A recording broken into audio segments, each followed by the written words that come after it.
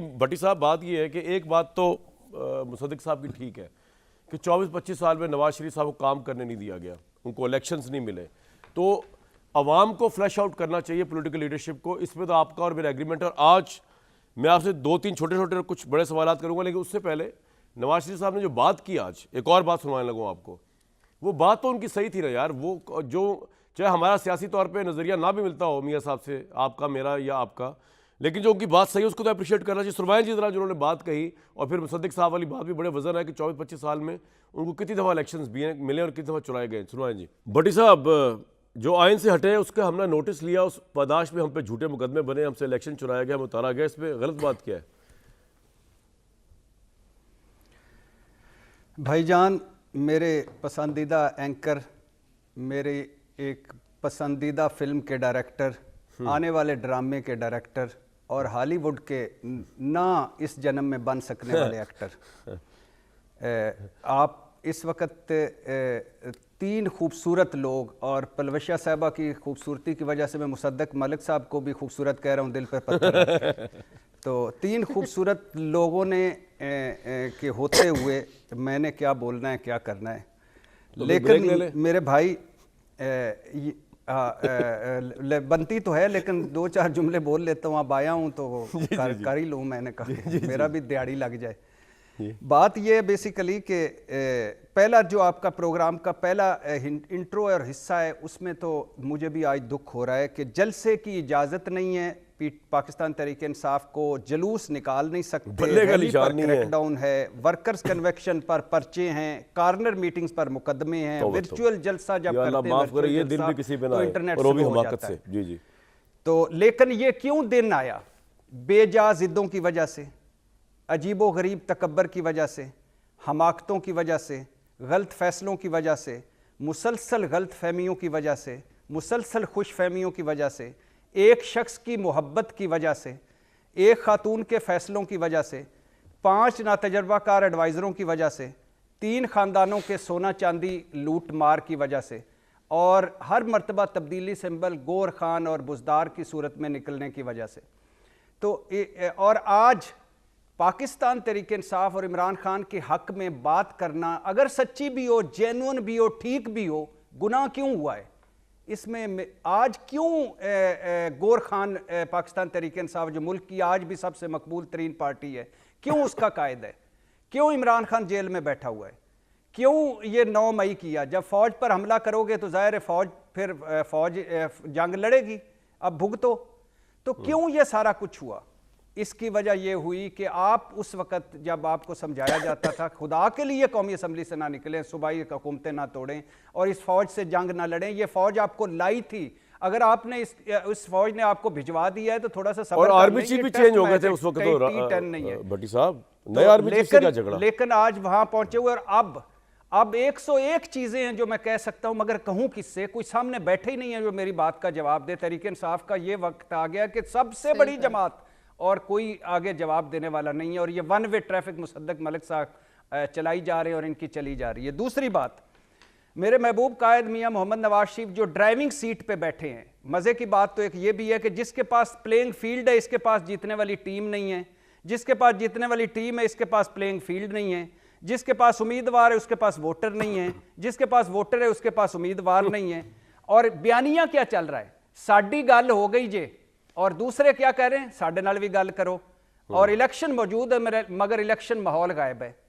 تو پہلی بات تو یہ کہ ڈرائیونگ سیٹ پہ میاں محمد نواز شریف صاحب بیٹھے ہیں, اور میاں محمد نواز شریف صاحب نے اپنی جو گاڑی اس کی کیسٹ ایک ہی لگائی ہوئی ہے, مجھے کیوں نکالا اور جب میں تھا خوشحال تھا. او بھائی اللہ کا نام لو, آپ کو تو یہ آپ جیسی قسمت کسی نے پائی نہیں ہے کہ کہاں تھے اور کہاں آ گئے, کس جگہ بیٹھے ہوئے, اور کتنا خوبصورت ماحول ہے. آپ کا سب سے بڑا جو سیاسی حریف ہے وہ جیل میں ہے, آپ کی سب سے بڑی سیاسی حریف پارٹی تر بتر ہو چکی ہے اور آپ اکیلے ہیں.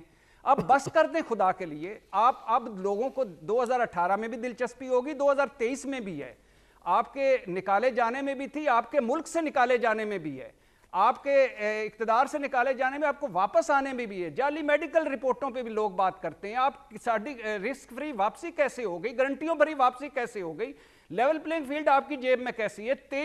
7.5 घंटों में आपके सारे केस माफ हो जाते हैं, आप पेश नहीं होते, अदालतें रिलीफ दे देती हैं, नैब सरेंडर कर जाता है। ये सारी बातें लोग पूछ रहे हैं, लेकिन अब बस कर दो, ये 2 केस्टों से आगे बढ़ो इस मुल्क के। भट्टी साहब एक बात बताएं कि जिस कॉन्फिडेंस से नून लीग इस वक्त बात कर रही है, हमारी 2 जुमले सिर्फ, हमारी बदनसीबी कि हम फिर आपके दर पे आ गए हैं।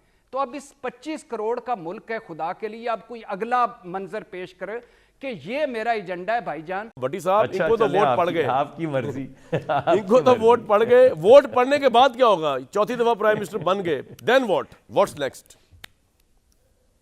भट्टी मेरे दोस्त बता दे आज राज की बातें। पहली बात तो ये है कि जो मेरे महबूब कायद ने थोड़े से जो उनको वोट पसंद ना आए वो बाकियों में तकसीम हो गए। बाकी सारे वोट मेरे महबूब कायद के, और मैंने भी इस मर्तबा शेर पे मोहर लगानी है, क्योंकि मुझे पता चल जाना है बाद में शेर ही हो जाना है, तो मैंने शेर पे ही लगानी है। ये तो ब्रेकिंग न्यूज है कि भट्टी ने शेर ही ना तीर को ना बल्ले को, बल्ले तो खैर लगता होना ही नहीं, भट्टी ने शेर चुन लिया। वाह वाह वाह, द लायन।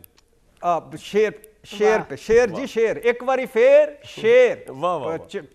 कदम बढ़ाओ नवाज शरीफ, हम तुम्हारे साथ हैं। चौथी बार वजीर आजम हुण मियां दे नारे वजणगे। वाह, अच्छा, 2 बड़ी खूबसूरत बातें की हैं। भट्टी साहब भी नहीं होंगे। अच्छा, भट्टी साहब बड़ी खूबसूरत बातें की हैं। जी जी।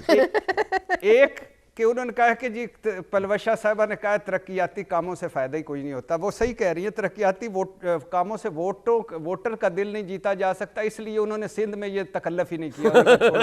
ये भी सही हो गया, आगे बढ़ो। और दूसरा माले गनीमत। यस, माले गनीमत का वक्त आन पहुंचा, फिर से माले गनीमत लूटा जाएगा। अर्ज ये है मुसद्दक मलक साहब, पलवशा खान साहबा और आपके कायदीन साहब, ये मुल्क माले गनीमत है, हम माले गनीमत हैं। किस्तों में मत लूटिए, एक मर्तबा लूट लें ताकि हम लूटने वाले भी चैन से बैठ जाएं और आप लूट कर भी चैन से बैठ जाएं, फिर आगे बढ़ेंगे। और आखिरी बात जो आपने सवाल किया कि आपने सवाल किया, एक मिनट भट्टी साहब, लूटने नहीं देंगे, हम यहाँ बैठे, हमसे मुराद मैं, आप और हमारे इदारे, इनको लूटने नहीं देंगे, इनको यहाँ से खिसकने नहीं देंगे। सर अब की दफा इनका वो हाल करेंगे, इनको हवा नहीं मिलनी। करूं जी जी सर, जान की अमान पा के कर्ज करूं। जी जी जी।